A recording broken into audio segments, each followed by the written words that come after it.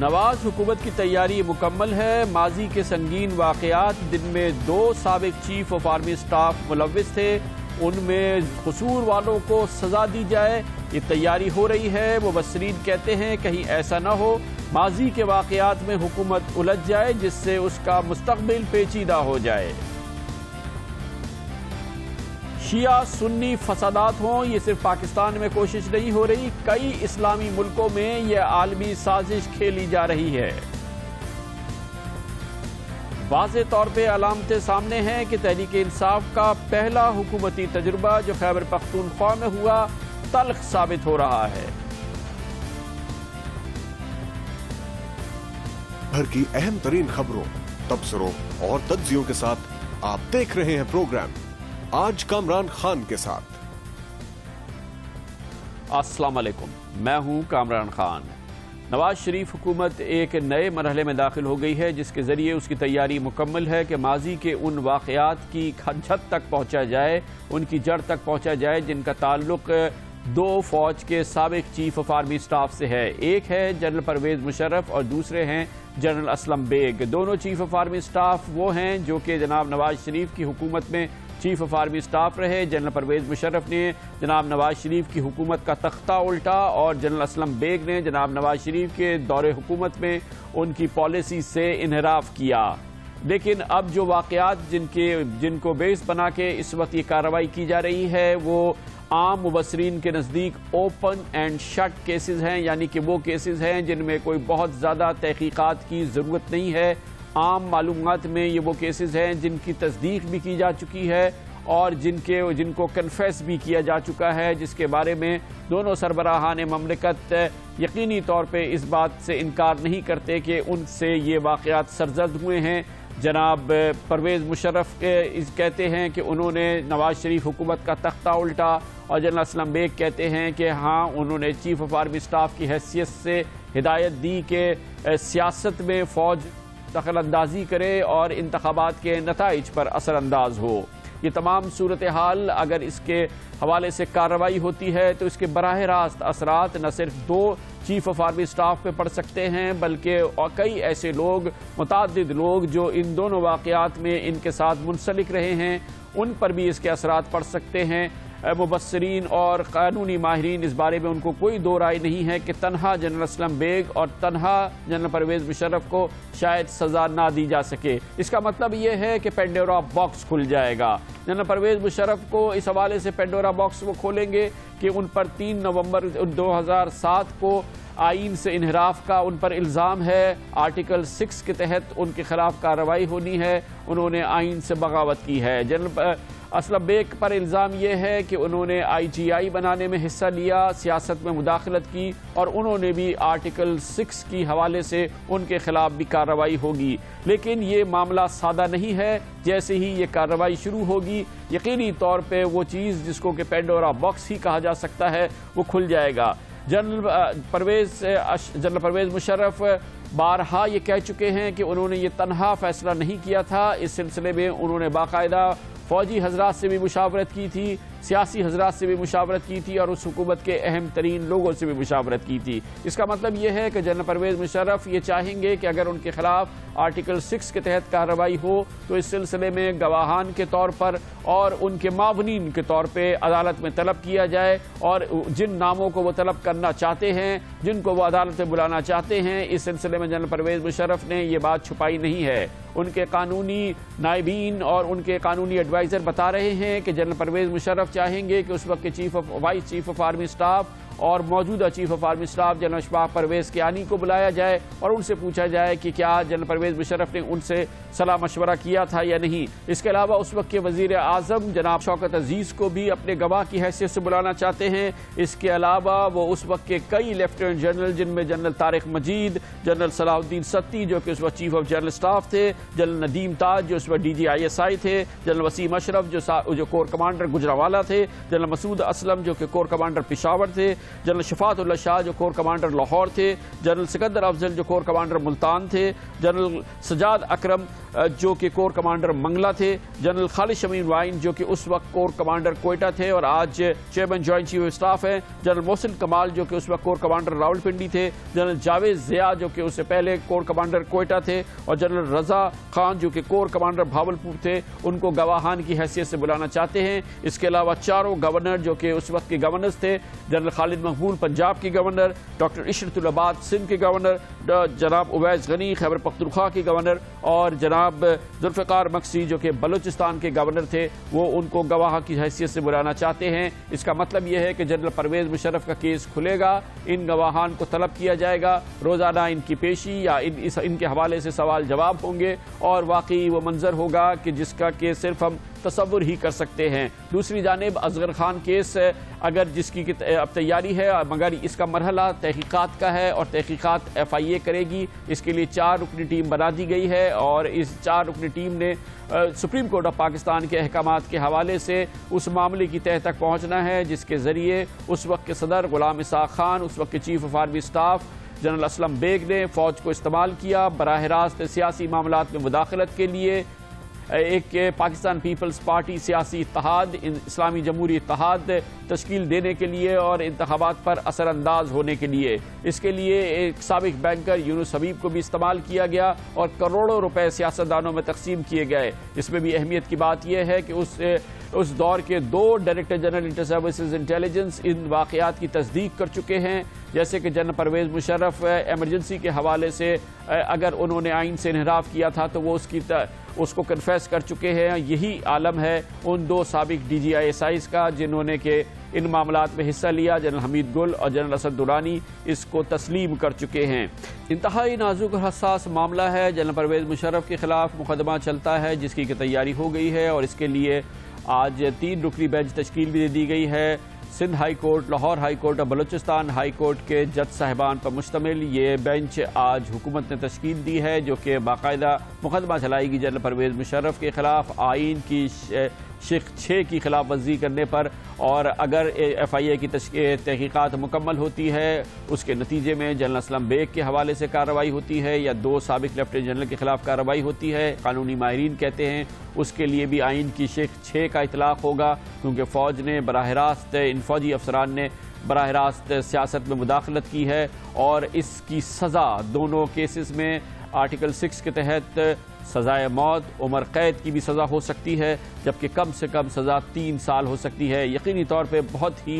नाजुक और हसास मामला है और ये हसास मामला और नाजुक मामला इसलिए भी है कि इस हवाले से कि जो इसके कैरेक्टर्स हैं जिनको कि मुल्ज़मान तसव्वुर किया जाएगा वो इस बात की तस्दीक कर चुके हैं कि उन्होंने अगर ये जुर्म है तो उन्होंने ये जुर्म सरज़द किया है। जनरल परवेज़ मुशर्रफ ये भी कह चुके हैं कि ये गैर कानूनी और गैर आइनी कदम था 3 नवंबर 2007 को उन्होंने जो लिया, लेकिन उसके साथ ही वो कहते हैं कि उसकी वजूहात थी और वजूहात कई थी और ख़ास तौर पे जिसके लिए वो कहते हैं कि मार्च से 2007 से वो शुरू हुई थी जब उन्होंने एक रेफरेंस फाइल किया था चीफ जस्टिस ऑफ पाकिस्तान जनाब जस्टिस इफ्तिखार मोहम्मद चौधरी के हवाले से। इसी को बैकग्राउंड बनाते हुए वो कहते हैं कि हाँ उन्होंने गैर आइनी और गैर कानूनी कदम किया और उन्होंने आइन से इनहराफ किया जब 3 नवंबर 2007 को उन्होंने पाकिस्तान में एमरजेंसी का निफाज किया। What happened before March? I was very good. Suddenly did I go mad after March or suddenly my personality changed? Am I Dr. Jekyll and Mr. Hyde or what is it? Am I such a person? Please go into the details, the causes. What am I doing? Have I done anything unconstitutional, illegal? Yes, I did it on 3rd November. Unconstitutional, illegal काम मैंने किया, गैर आइनी और गैर कानूनी काम किया। जी हाँ, मैंने ये किया। 3 नवंबर 2007 को जनरल परवेज़ मुशर्रफ बबांग दोहल कह रहे हैं और इसी अंदाज में ये इतराफ़ इससे पहले पाकिस्तानी फ़ौज के 2 साबिक लेफ्टिनेंट जनरल, 2 साबिक DGISI कर चुके हैं और इन मामलात का ताल्लुक 1990 के उन वाक़यात से है जिसके ज़रिए हुकूमती सतह पर उस वक्त के सदर गुलाम इसाक खान और उस वक्त के chief of army staff general Aslam bag की ईमा पर सियासत में मुदाखलत की गई और पाकिस्तान पीपल्स पार्टी इत्तेहाद तश्कील दिया गया। 2 साबिक DGISI इसका खुल के एतराफ़ करते हैं। سب سے پہلے سنیے جنرل حمید گل کا اعتراف۔ یہ بات تو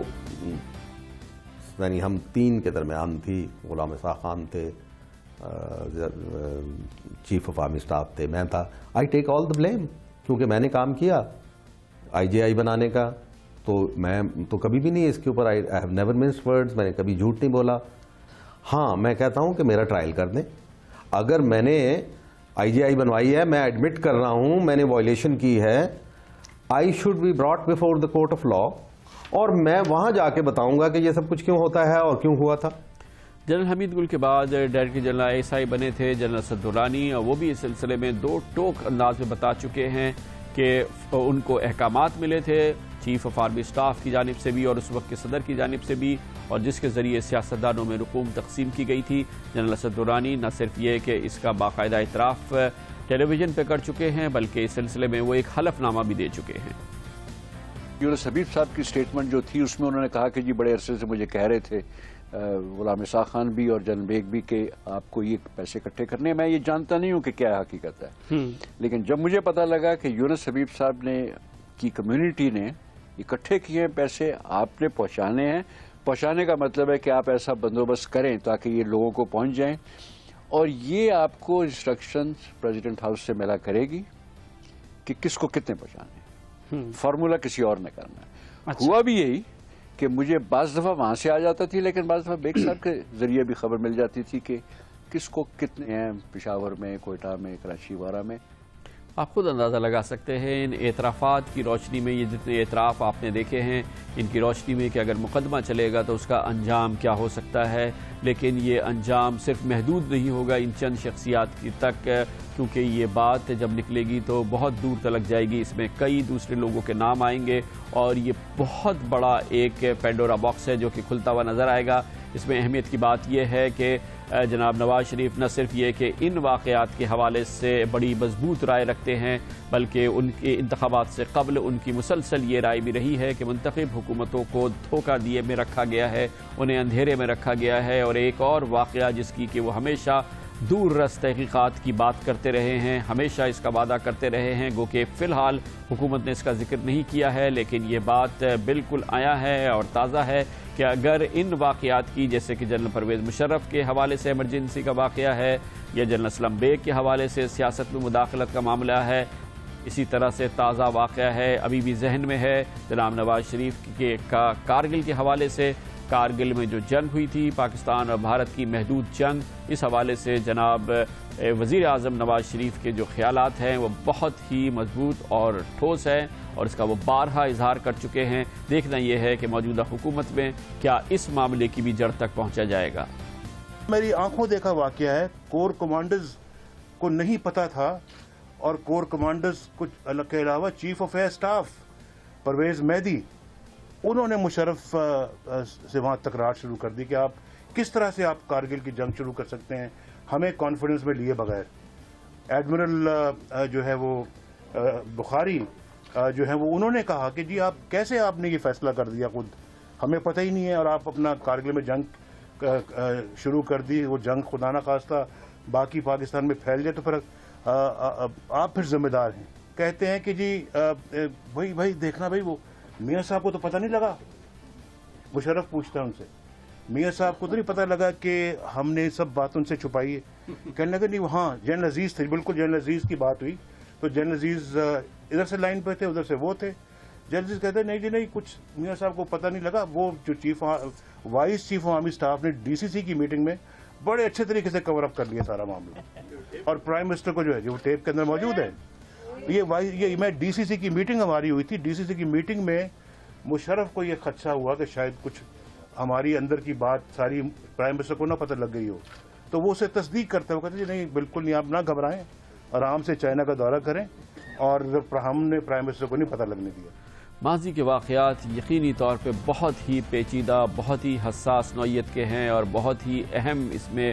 معلومات پہلے ہی سے عوام کے سامنے ہے، اور اگر ان واقعات کے حوالے سے کوئی کارروائی ہوتی ہے تو اس کا نتائج کا نتائج عکس کرنا، اس کے نتائج کیا ہوں گے، اس کی یہ کوئی مشکل کام نہیں ہوگا. لیکن کیا اس سے جناب نواز شریف کی حکومت کا، موجودہ حکومت کا مستقبل مزید مضبوط ہوگا، یا ان کی حکومت غیر مستحکم ہوگی، یا غیر مستحکم نہیں ہوتی تو حالات کیا مزید پیچیدہ ہوتے نظر آئیں گے؟ فوج کے ان کے ساتھ تعلقات کیسے اثر انداز ہوں گے؟ صرف یہ وہ معاملات نہیں ہیں جن کا براہ راست تعلق